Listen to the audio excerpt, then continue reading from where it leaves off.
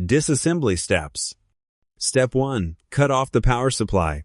Turn off the AC branch circuit breaker to ensure the microinverter stops operating. Step 2. Disconnect AC connectors. Pull the AC connectors on both sides of the microinverter in opposite directions with appropriate force to separate them.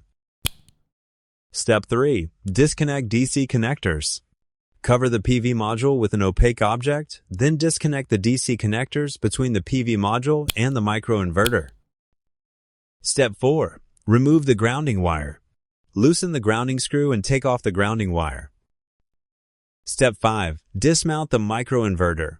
Remove the microinverter from the PV module rack.